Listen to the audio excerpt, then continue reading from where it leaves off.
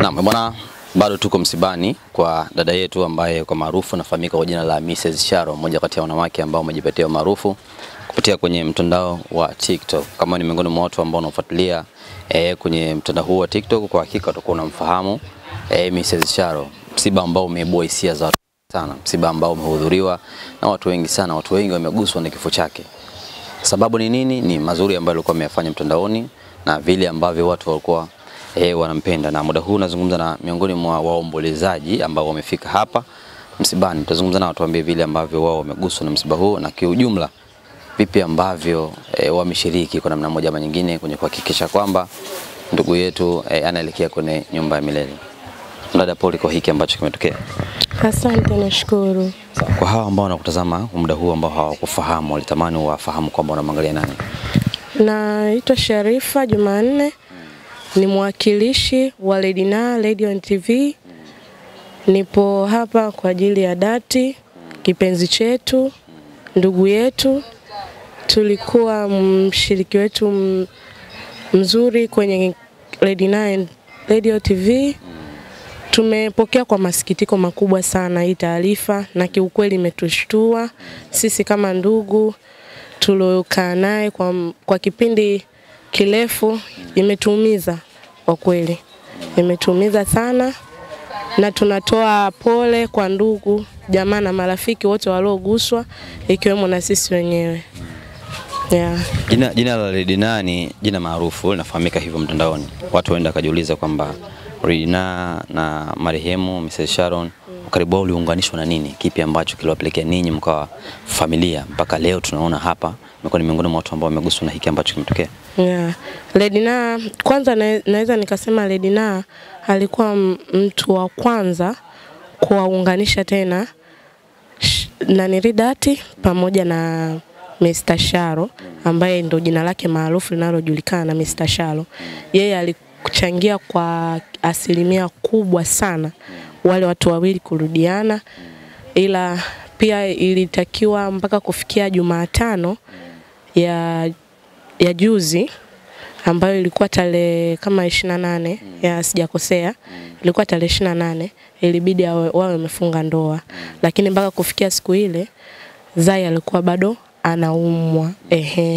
Tulijizatiti na tukaubeba, tukasema tutalibeba hili swala kama la kwetu kuhusiana, tutambeba Zaidati ili aweze kurudiana tena na nani, na mpenzi wake Sharo.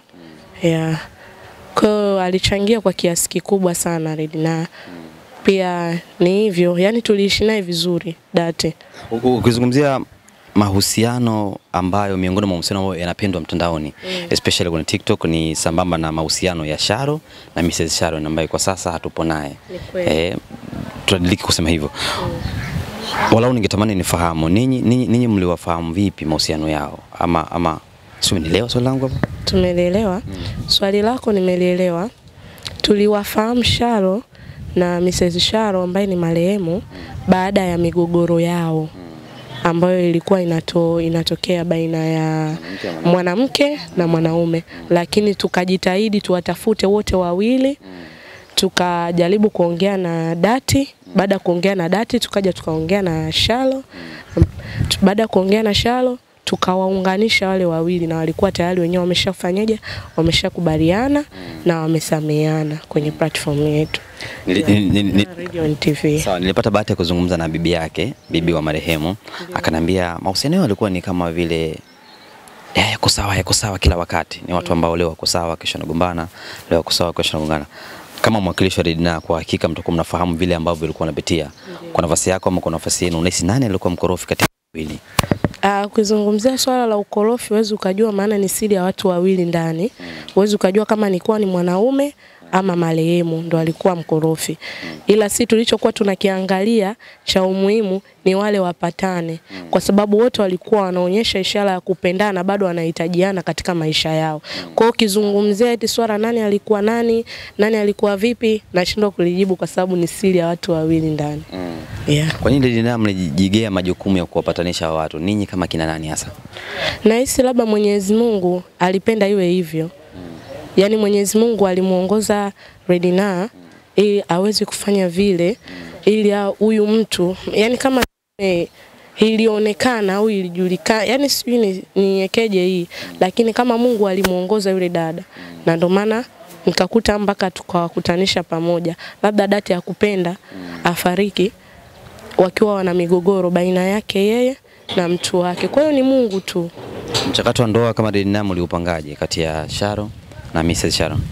Tuliupanga mikakati ya ndoa baina ya Dati na Sharo kwamba Dati sisi tutatoa labda ni nanili gauni, labda kitu ambacho watakachohitaji wao. Yani sisi tulikuwa tupo pande zote mbili, yani tunacheza pande zote mbili, sio pande moja, ili tuweze tu kuunganisha. Kwa hiyo kusema nashindwa kujibu vizuri. Wakati Dati mnatengeneza mazingira ya wao kupatana, mlikuwa mnawashirikisha wazazi wa mwanamke na wazazi wa mwanaume, walikuwa wanafahamu kama Dati wamekaa kati hapa? Kuna kama ninyi mlisimama kati? Ya, tulisimama kati na tuliongea na bosi wake Dati, ambaye ni kama mlezi wake wa sehemu ambayo alikuwa anafanyia kazi Dati. Kwa hiyo baba yake akalizia na akakubaliana kwamba Dati ananilia arudiane na Sharo, na alikuwa yuko tayari kama kushirikiana na sisi kwa pamoja kuwaunganisha wale watu. Wazazi, bila shaka wazazi wa Dati walikuwa wanafahamu Redina.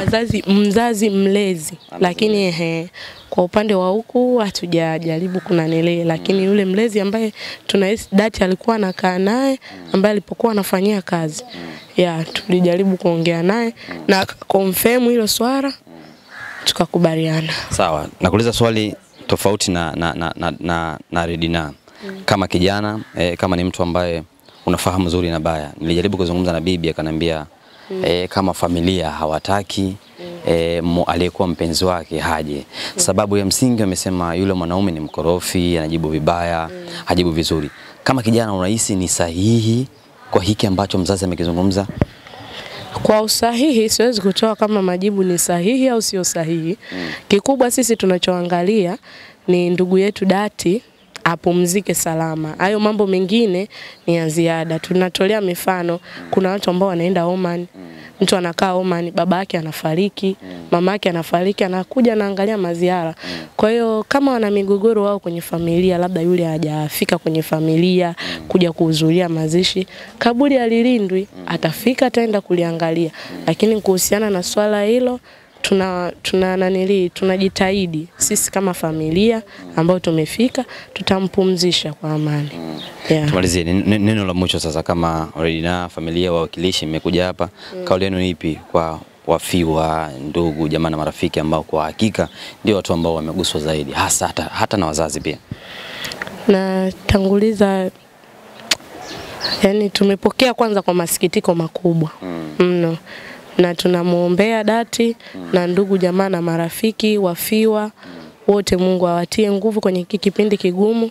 Ni ngumu sana kuamini kwa sababu alikuwa ni mtu afadhali angeumwa takriban labda miezi 2 au 3, tungesema huyu mtu aliumwa, lakini imekuwa ghafla sana, hata sisi kuipokea imekuwa ngumu kwa wakati ule. Mimi nilikuwa hapa toka saa 7 ya usiku. Baada ya kupata taarifa nilikuwepo hapa toka saa 7 ya usiku mpaka leo niko hapa. Pole, tuendelee kuomboleza msiba. Asante.